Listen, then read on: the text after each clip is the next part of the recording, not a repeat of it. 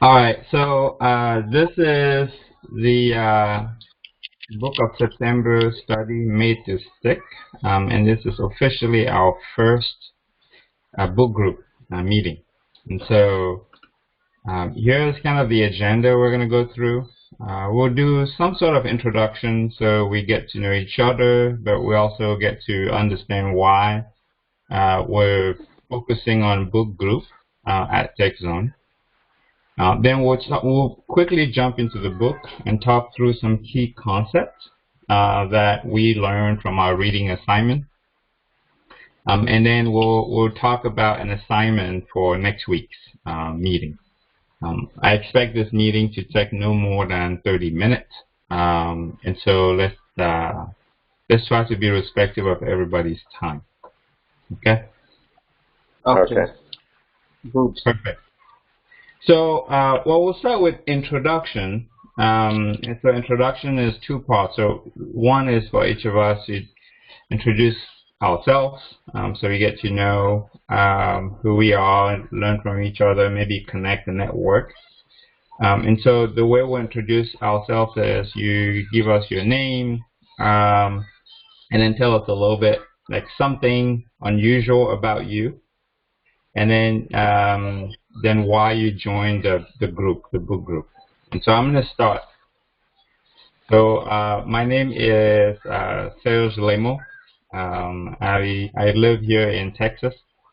I am originally from Cameroon, and what I usually tell people here that is unusual about me is that I can probably hold some conversation in about 5 languages. And one of those languages is not written, and it's only spoken by less than 5,000 people in the whole world.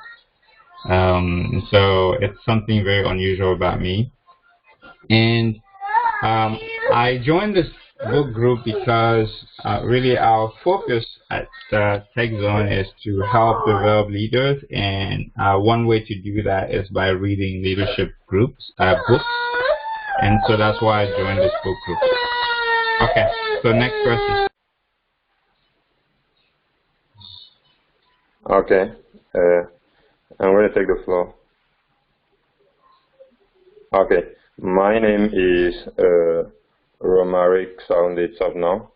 So I'm a robotic and artificial intelligence engineer, and now I decided to join this community for reading one book per month, and today's month book is Made to Stick. And I joined the community because I would say the particular thing about me is that since high school, I've been like in love with learning, and while appreciating learning, I also like to share. So since high school, I was like very enthusiastic to share whatever I learned alone. So I was learning things and trying to get a way to teach it to other people.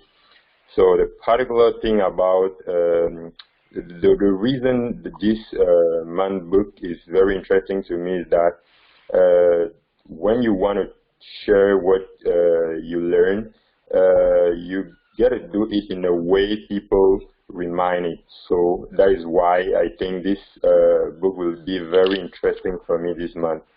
So that's it. Thank you, Romaric. Okay. Good. Thanks, Omari. I'm Hippolyte Nozao, agro entrepreneur. I'm doing in chocolate. I'm a small business there, here in Cameroon, Douala City. And something about me is probably when I was in the high school, I did not like to read. I prefer understanding and see video, watch TV. But with time, I realized that many things are inside the book, and it's I think this conference on books is an opportunity to me to catch up and learn more about books and get the be used to read books. My first language is French. I'm just trying with English, but hope that everybody are getting me very well. Me though that's why I joined the group because I hope to be more used with reading and get learn. I also share what I learn, what I know about leadership, entrepreneurship, other things that can help everybody to grow personally and grow his business. Okay. Thanks. Awesome. Thank you, Pauline. So this is good. Again, I hope that this is the start of at least a friendship around this particular book, and then probably many more books that we're going to read together and discuss together. And so, why do we put so much emphasis on books? There's a saying that if you read 3 books about a particular topic, you instantly become an expert relative to general population around that particular topic. Right? So if you read 3 books on how to get organized, you would probably be an expert relative to everybody else around you that haven't read 3 books about it on how to get organized. And at TekZone, we want to make sure that we help young Africans develop leadership. And so we want to use reading for that. Reading is a vehicle to accomplish this. And so I would set a goal for each of you on the call today. Choose a particular area within leadership and read 3 books in that particular area, and you become expert in that area. This is why it's important for us to take time and read the books. So in fact, one thing I try to tell people to use as a measurement is think about any spare time that you have that you're spending watching TV or doing some other things, or maybe just idle, not doing anything. And think about replacing the majority of that as much as possible and turning that into reading time and reading books and these types of books on the subject that really matter to you. That will be the equivalent of going to the university and learning about that subject in a year. And so highly recommend that you do this. Okay, so that's our introduction. Now let's jump into our subject. How many of you read the introduction and then chapter 1? Personally, I have not yet read the introduction and the chapter 1. So I think I'm going to start to read it after the meeting. Okay. Yeah. What about you, Philippe? About me, I did not get the link to get to the chapter 1. Okay. I tried to find the books on the net, but I did not. Okay, got it. It can be difficult to find this book. In fact, I was trying to see if there are copies in different places that could be leveraged, but it was quite difficult to do so. I think it's a newer book, which is why it's not easy to find. One of the people in the forum, in fact, mentioned that we should use this as a criteria for picking books. We need to pick books that are available to most people. So starting October, we're going to do that. But okay. I'm sharing my screen, and I'm sharing a picture on the screen. And the picture has a man in a bathtub with ice.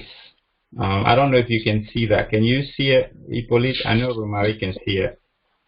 Yes, I'm seeing that. Okay. So this is a story that they tell in the book. It's a story of a traveling businessman. His name is John, and he's traveling, and he has a big presentation in a small town somewhere. He arrives in a small town. He goes to a bar, and in the bar, a very attractive, beautiful woman comes towards him and says, "Oh, sir, how are you? You're probably new in our town. Would you like to, you mind if I offer you another drink?" And he's like, "Sure." And so the woman walks over to the bar, comes back with 2 drinks, one for her, one for him, and then they drink it. And then that's the last thing he remembers until he wakes up. When he wakes up, this is what he sees. He sees a note. He's in a bathtub with ice. He's kind of numb. And so he sees a note that says, "Hey, your kidney has been removed. Seek immediate medical attention. Here's the phone. Call 911. This is in the United States. So 911 is the emergency line, so that they can come and take care of you. And that this is it's a group of thieves that go from town to town harvesting kidneys so that they can resell to people that need organs. So let me ask you this. Let's pause for, say, 10 seconds, okay? Yeah. And I just spent a few minutes telling you this story. Can you remember what I just said? And can you tell me a little bit about what I just said? Yeah. Yes, it's according to me, what I keep in my mind is the story of the man in the bar and the working girl that come to him and ask him about what she will drink, and she bring one bottle for him and for her. Yes, for now it's what I got. Romari, what do you remember? Yeah. Okay, so I think it's basically the same thing people say. So a story of a man in a bar who got in touch with a girl, and the girl proposed to bring a bottle for him and for her, and he accepted. And the girl bring the bottles, and after drinking normally, and he wakes up in the morning with a paper say your kidney has been removed, seek immediate medical attention. So yeah, so that means naturally there was something in the bottle, and when after the guy just drink it, for example, he collect. Yeah. Okay. So let me ask you this question. What was the name of that man? John. Never mind. Yeah. The name, I do not think that the name was mentioned. Okay. So, and what was he doing in that town?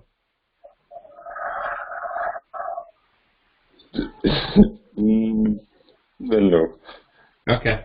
So now let me ask you this. When he woke up, how was he going to call the emergency people?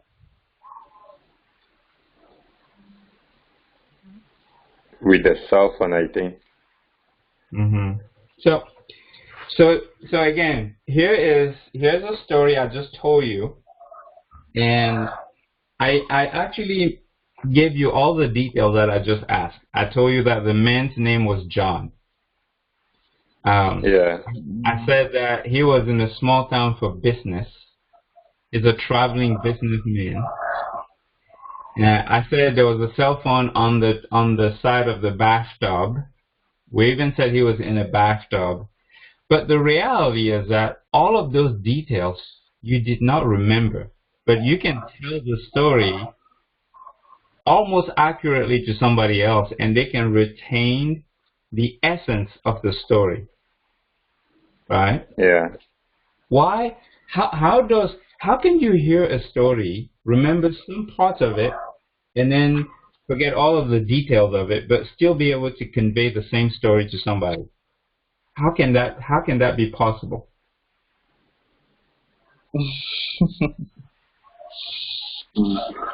Okay. See that's what this book is. It's not possible. That's what this book is about, right? So in the book, we're going to talk about why some things stick and some don't. And so if someone calls you in 3 months and then asks you to tell them about the kidney harvesting story, you will remember the core elements of it. You'll remember that it was somebody in a town, and there's a girl that approached that person, put something in the drink, and then in the morning they had taken this kidney away. You'll remember those things, right? Yeah. You might change different parts of it. You might not remember all the details. You might not remember he was in an ice tub. You might not remember that there's a note that he should dial 911, right, which is the code that they use in the U.S. So all of these details I gave you, you probably won't remember all of that, but you can still retell the story. So the book is about how you can make your own story stick that way, so that when you tell it to somebody, they remember it after 3 months, after 6 months. They remember it for generations. That's what this book is about. Okay.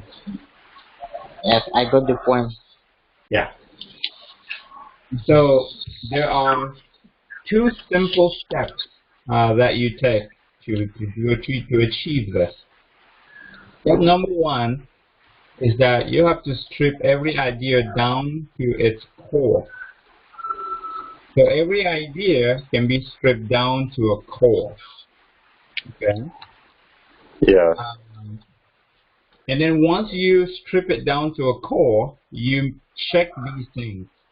So you can use the acronym SUCCESS. It has to be simple.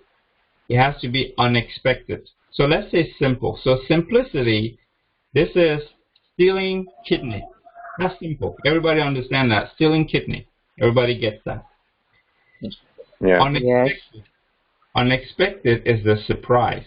I remember at the end, when I said his kidney was stolen, Romaric said, "Whoa, Oh, yeah. that's unexpected." Okay. It needs to be concrete. Concrete means that it cannot be abstract, right? So this was somebody in a bathtub, and his kidneys were harvested, so someone just cut it, took it out, put him in ice. So all of those different things are concrete. They're visual. You can see it. You can picture the kidney is removed. You can picture him in the ice. You can picture all of those things. That's being concrete. Okay. It needs to be credible. Credible means that it needs to be believable, something that the person can believe. And obviously, when I told you this story, how many of you believe this to be a true story, something that is possible?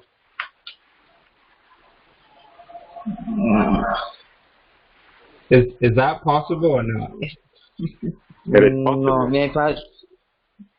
for me it's impossible. Yeah. For me, I think it is possible. Yeah. It is possible. So, because since you have already drinking something and you're sleeping, if the person in front just have some medical skills, he can just harvest your kidney without without a problem. Yeah. Yeah. I think Yeah. So it is possible. the reality is, yeah, it is possible to harvest kidneys. There's places where they've done this, but the truth is that there are no kidney teeth out there and people stealing and giving drinks and stuff like that. This is it's a rumor that was started. It's a story that people tell. It's an urban legend, is how they call it, and it's not true. But it's credible because when I tell you that, yes, you can definitely harvest somebody's kidney. So that makes it very believable by people listening to you. It needs to be emotional, meaning that it needs to. Please, can you come to the fact that it's credible? I did not getting you very well at that point.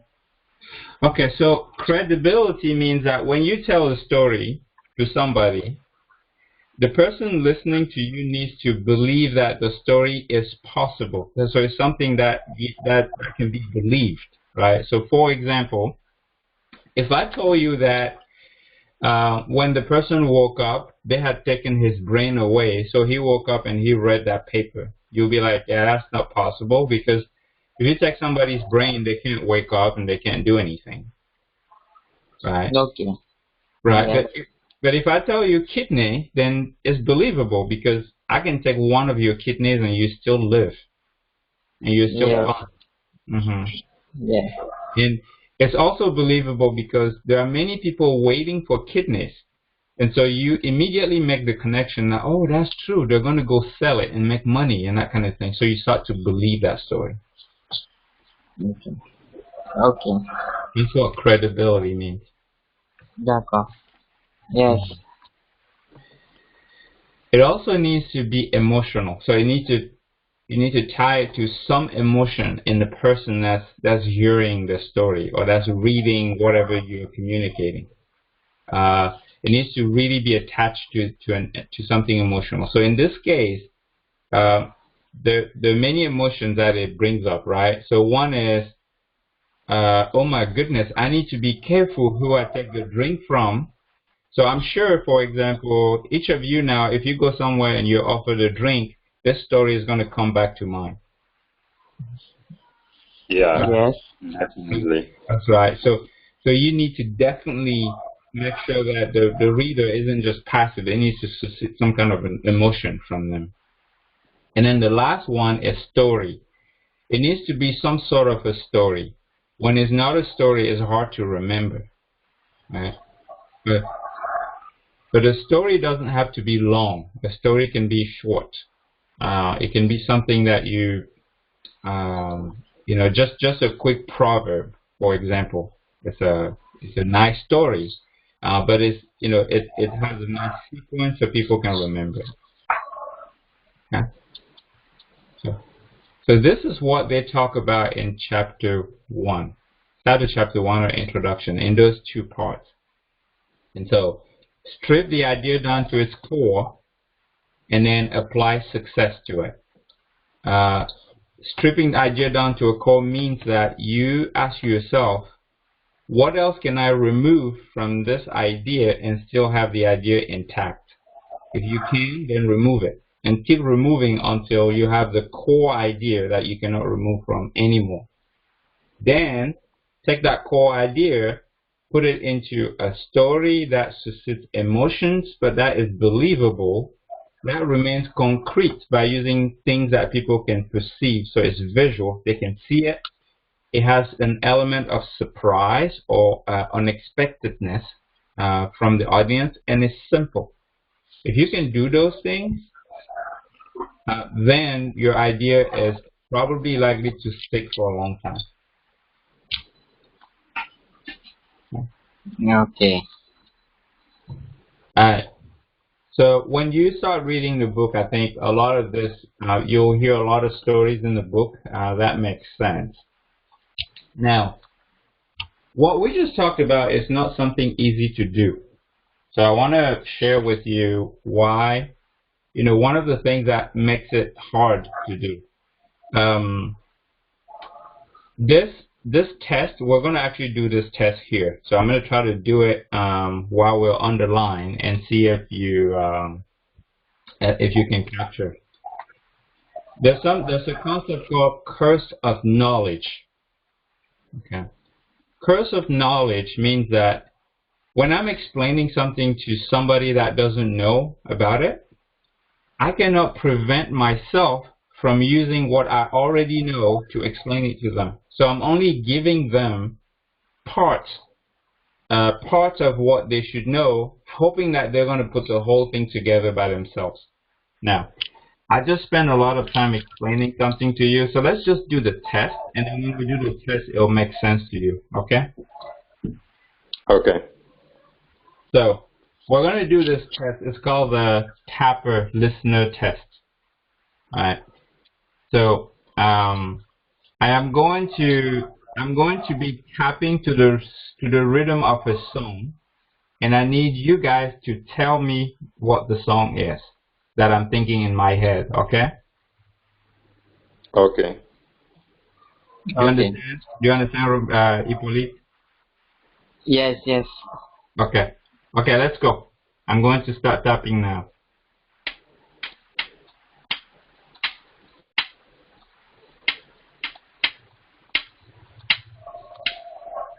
Okay.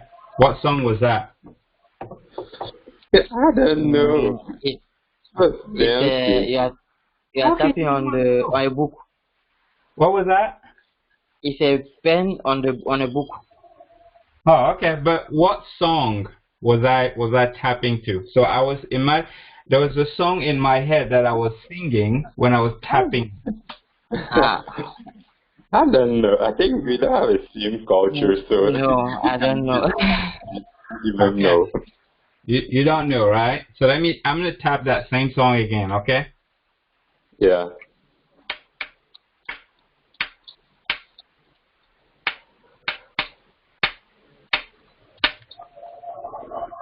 Okay. Do you know the song now? Not. No, not really. Okay. So now, sing "Happy Birthday" in your head. Okay. Oh. Birthday to you. Happy birthday to you. Does it make sense now? It makes sense. Yeah. Okay. So that's called the curse of knowledge. When I'm tapping, I'm surprised that you don't understand it because it's so simple to me. And it's simple to me because I'm singing that song in my head. But I cannot imagine that you're not singing that song in your head, so you just hear some random taps, alright? Yeah. Yes, yes. That's called the curse of knowledge. So, oftentimes when you're trying to tell somebody something, you already know everything about that thing you're trying to tell them, so you give them just pieces of it, and you hope that they can put it all together by themselves. Okay. And Okay. you need to avoid that. You need to put yourself in the listener's place and understand that they don't have all the pieces. They're not listening to that song in their head. And because they're not listening to that song in their head, you probably have to give them some other piece of information. So for example, for you, I told you, sing "Happy Birthday" in your head. And then when I tapped again, you said, oh, yeah, that makes sense. Right? Yeah. Yeah. So you need to be able to do that. And the way you do that is by using some concept called schema. So I'm going to describe, I'm going to try to tell you what schema is very quickly. And I'm going to describe a fruit. And then when I describe the fruit, okay, I want you to tell me what you think it is. Okay? Okay. Alright. Okay. This fruit is small, it's about 1 centimeter in diameter. It's citrus based. It's typically orange. If you cut through, it's easy to peel, very easy to peel, and the slices come out very quickly. It is sweet. and really delicious. And then I can list a whole lot of chemical stuff for you, but what fruit is that? Is a Mandarin. Mandarin. Wow, you guys are really good in your fruits. But if I explain that to a small child, you think they'll remember?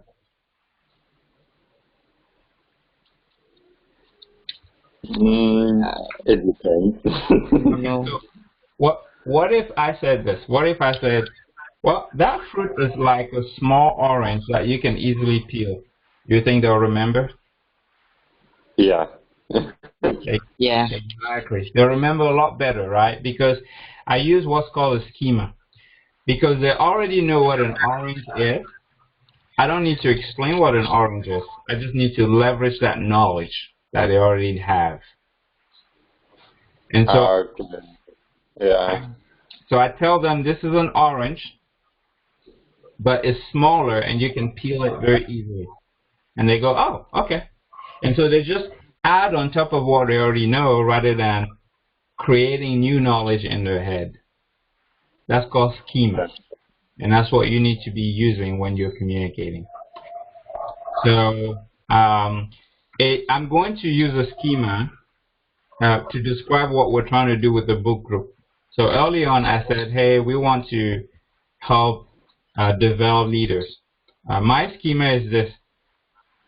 We want to build a leadership university based on books. That's a schema. Because you already know what a university is. You understand that this is a leadership university, so people go there to learn leadership and develop and become really good at it. And I'm just telling you, we're going to base that on books. That's a schema. Okay. Yeah. So why is this so important? And this is a very critical part that I like to make sure we understand, and this is going to be the last concept that we're going to cover today. In the book, they talk about a concept called the commander's intent. And they talk about the fact that every plan that you create cannot survive the enemy's contact. So what that means is when you create a plan, 10 minutes or 10 seconds or a few minutes into executing the plan, something unexpected is going to show up and you're going to have to change the plan, right? Yeah. Yes. That's always the case, because if you create a plan, you create based on something you're thinking would happen, but rarely do the things happen the way we thought it would happen. So your plan will not work. So you have to be modifying all the time. Now, what if you have 5 employees or 100 people or maybe 10,000 people that you need to lead and you need them to do something? So one way is you can create a plan and clear instruction for each of them to follow. But if you do, what happens when something unexpected shows up?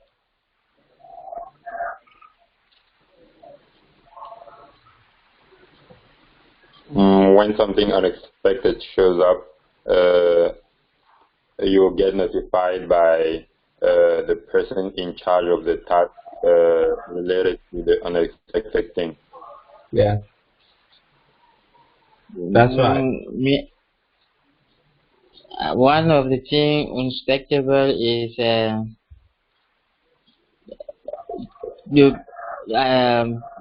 other people will understand what I say differently.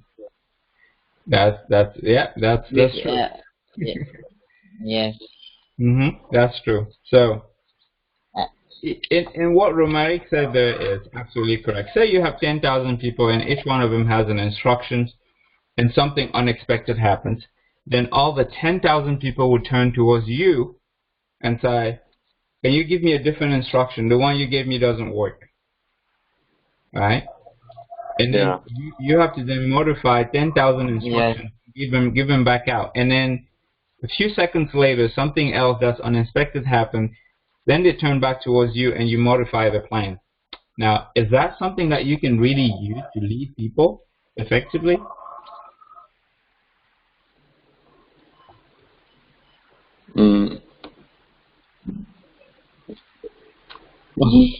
I think that we can adjust it and make it more suitable with time.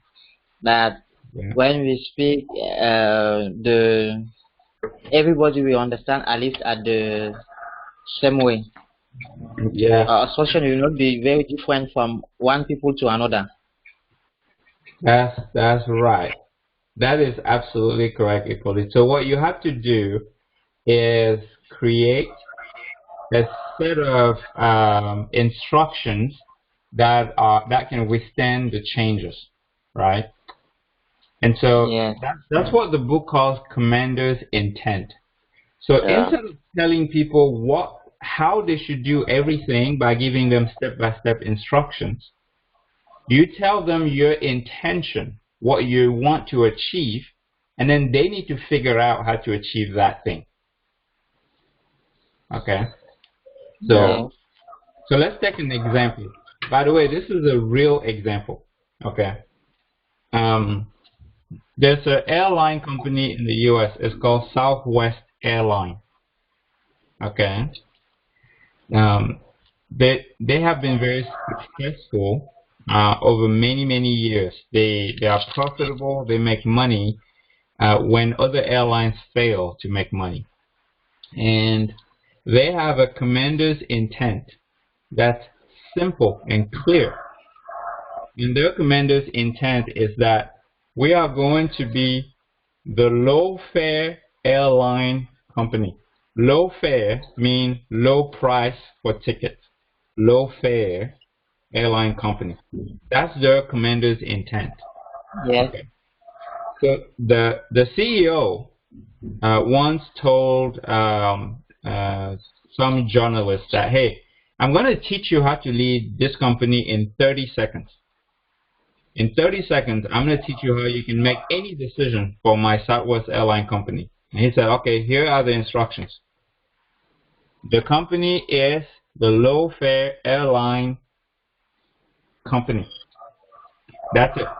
Now, let's say that some flight attendant from one of the routes walks into your office and says, hey, sir, I have a brilliant idea.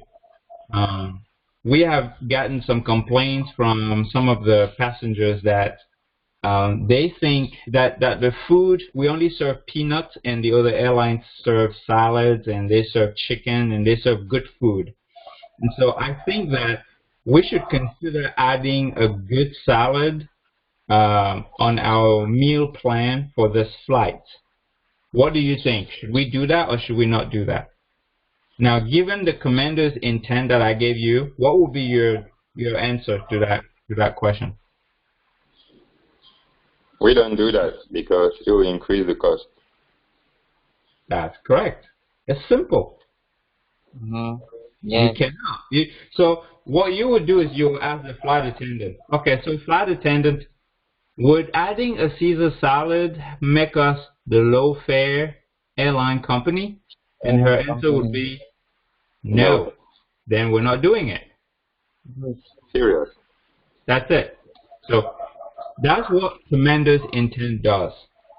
It takes that idea using those two steps that we did earlier. It makes it simple, all of those things, believable, stuff like that. And then you give it to your people, and then you give them the ability to modify their instructions themselves as long as they're still executing towards your commander's intent. And that is how you create something that works long term. And that's how you make sure everybody is following and going the same direction. That clarity also makes sure that every person in your organization becomes a leader themselves. You did not give them instructions step by step to follow. You gave them a target to go towards, but they still have to figure out how to do it. and that makes them a leader as well. That's what commander's intent does. Okay. Okay. All right. So we are a little bit over time, so I'm going to jump quickly to the next week's assignment. So for next week, there's this thing about burying the lead. So I'm going to skip the burying the lead because you guys haven't read the book yet. And so I was just going to recommend that everyone read chapter 2 and 3 for next week. So we're going to do that, and then we're going to come back here next week and then go through the concepts that we learned from those chapters, and then just cover that. So next week we'll talk a little bit more about burying the lead, so that when you write a story or you write an ad or you write some kind of communication for somebody, you avoid putting the critical element at the end, but you bring it at the beginning. Okay? Yeah. So that's it. So That's what we have today. how will you do to get the book? So I'm still going to be looking for ways to get you guys the book. One of the things I'm going to do is I'm going to put an audio copy somewhere that you could listen to while you're trying to get one, find one that you can buy. Okay? Okay. Okay. Which edition are we reading? Are there many editions of the book? I think there's only one edition that I found. Okay. So the image we see everywhere, like made to stick, is it the cover page? Yes, that's the cover page. So if I see a book without this page, that means it's not the same edition. That's correct. Number one. So make sure that's the one with that cover. Okay. Okay. Okay. Awesome. Any additional questions or thoughts? Yeah. Okay. All right. No, okay. Hey.